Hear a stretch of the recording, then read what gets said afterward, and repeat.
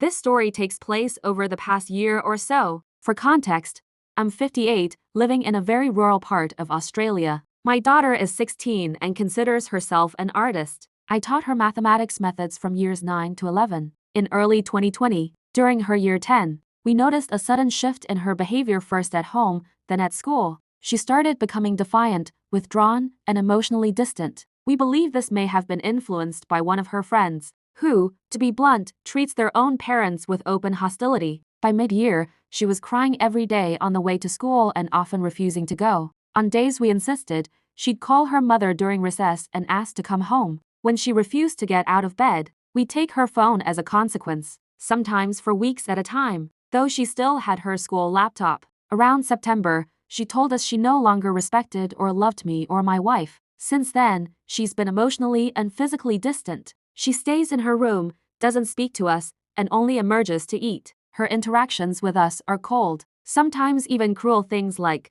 "I'll eat with my family when I actually get one," or just a simple F off when I try to check in with her. She earns some money by doing digital art, mostly anime-style drawings. A few months ago, she came to us saying her laptop was no longer usable, claiming it had been damaged by a friend's children. She asked for a new one. We said no. We've always believed that at her age, she's capable of getting a part-time job if she wants to make purchases beyond essentials. She refuses. She says drawing is her only option to make money, but from what we've seen, many of her drawings are highly sexualized, not something we feel comfortable supporting. She argues that she has no choice because we won't buy her things otherwise. When we told her no, get a job, she broke down crying again. Since then, every interaction ends in yelling or insults. It's exhausting and hurtful. I don't feel like we're being unreasonable. She has no responsibilities, doesn't attend school anymore, and still lives rent-free with food and internet. But no matter what we do, she treats us like enemies. We did try therapy. We offered sessions with a former student of mine, but she quit after a few weeks, saying it was pointless and crystals don't heal anything. I guess my question is, are we in the wrong for not buying her a new laptop, even if it's technically for her art? Should we reward behavior that shows us nothing but anger and disrespect? I've had a few people say NTA, not the a hole, and honestly, it means something to hear that. I'll be logging out after tonight, so if you have any thoughts, feel free to share them before then. When my family left for vacation, I stayed behind to house sit. Their place was a 2-story home, and the living room couch sat directly across from the staircase. From that couch, you could see all the way down the second-floor hallway, ending in a single door on the left, the bathroom. I'd been alone for a couple of days when I finally asked my cousin to come over. I just needed someone else around. We were up late, probably playing Xbox when it happened. The stairs were just outside my direct view, but I could still catch a sliver of them in my peripheral vision. At some point during our game, I thought I saw movement, just a flicker at the top of the stairs. Out of the corner of my eye, something leaned out from the bathroom doorway. I didn't move, didn't react. I told myself it was nothing, just one of those tricks your vision plays in the dark. But in that instant, I knew something had looked at me. About 3 seconds later, my cousin said, "Did you just see that?" Our eyes locked. Neither of us needed to explain. My stomach dropped. That cold rush of dread hit like a wave. I tried to dismiss it as a shadow or a blur, but hearing him confirm it made my skin crawl. The way it moved was all wrong, sliding, not stepping. It hadn't peeked out like a person. It had slid out, head first, as if it were lying on the floor, just beneath the frame of the bathroom door. Its face, what little I saw of it, was gray, pale and unnatural, with thin strands of dark hair, eyes that didn't blink. It looked at me for maybe a second, then it was gone. We sat in silence for a moment before we finally stood up and crept upstairs. Every step felt like it echoed. The bathroom door was cracked open, still and silent. We searched everything. Inside the shower, behind the toilet. We even tore through the luggage in the closet. Every zippered pouch, every corner, nothing. Nothing living anyway. The worst part, the bathroom had no window, no other exit. Whatever that thing was, we had it cornered, but it was gone. Gone like it had never been there. Ever since that night, I can't stand open doors. I keep them all shut. Because sometimes, especially in the dark, imagine looking down a hallway and seeing that same gray-skinned thing slowly lean out again. Just a face, just watching. So, I'm a 38-year-old ex-wrestler. Used to compete at a high level back in the day, think sweaty singlets, medals, and cauliflower ears. These days, I'm more of a hobby wrestler.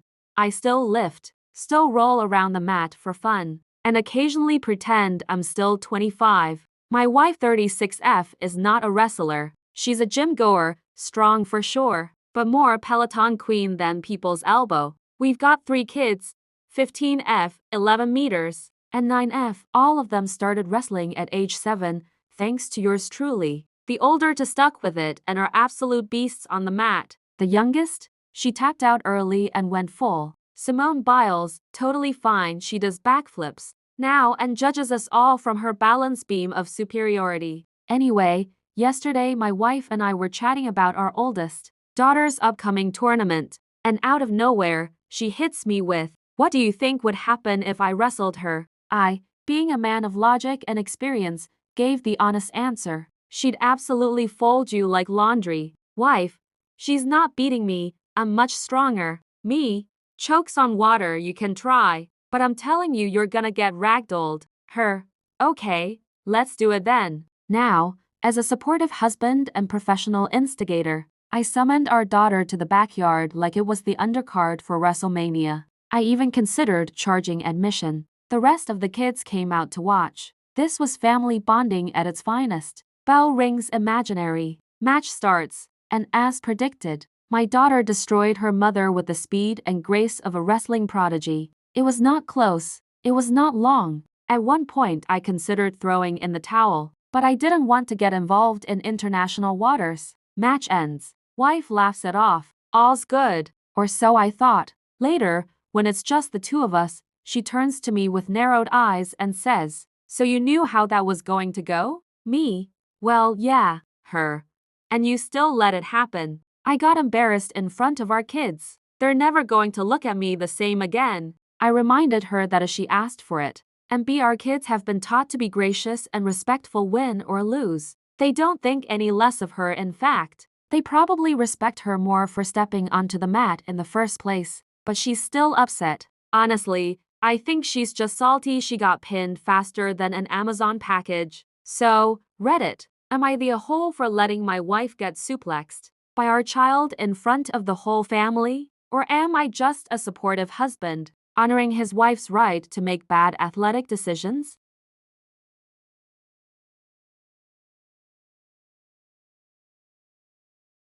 Hey Reddit, IF18 just graduated high school as valedictorian, and my family took me out to celebrate at the fanciest place they could think of. Chili's. Enter my sister, Emma F21, who's made it her life's mission to steal my spotlight like it's on clearance. On the way there, I was in heels, the painful, pretty kind, and everyone knows I like sitting on the inside booth seat because I hate having my back to people. Emma always saves me a spot. Not today. She slid into the last one, smirked, and said, "Oops." Very Regina George. I let it go. I ordered the triple dipper and an Arnold Palmer because I'm classy like that. Food comes out and Emma immediately chimes in with, "You sure you want to eat all that? You're not fat, but not that skinny either." Followed by a giggle that could shatter glass. My mom laughed. I did not. Some background.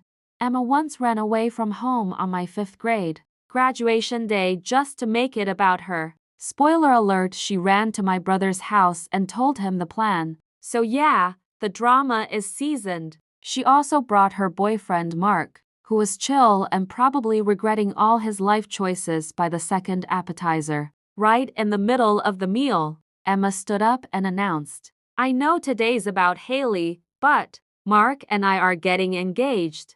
And suddenly everyone's clapping like she cured world hunger. I couldn't help myself. I said, "You said that about Michael from Utah and Josh from Home Depot. Now Mark gets a turn." Emma, shocked, hits back with, "You're just a punky virgin. Who are you to talk?" I smiled, picked up my Arnold Palmer, and baptized her with it. She launched her amaretto sour at me.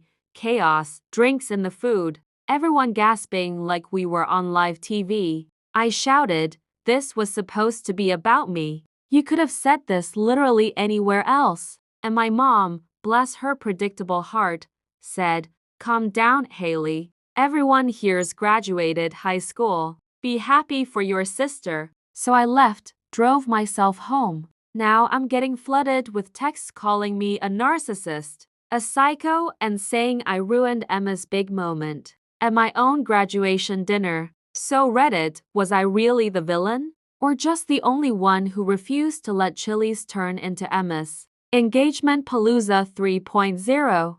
When I was 11, just before high school, my friends and I discovered a hidden place at the edge of town. A patch of twisted woodland near a half-dried creek, the kind of place that didn't show up on maps. We built a den from branches and garbage, dared each other to cross a rotting plank bridge, and played football in the clearing like nothing bad could touch us there. But that place, it watched us. One afternoon, the sky changed. Not just the light but the silence. Everything stopped, no birds, no wind, just stillness. Then we saw it. Something dark hovered overhead. Too low, too smooth. No sound, not a plane, not a drone. Just a black shape gliding above the trees like it was searching. Like it already knew we were there. We stared, too afraid to move. Then panic, screaming, running, branches slashing. Something wrong in the air behind us.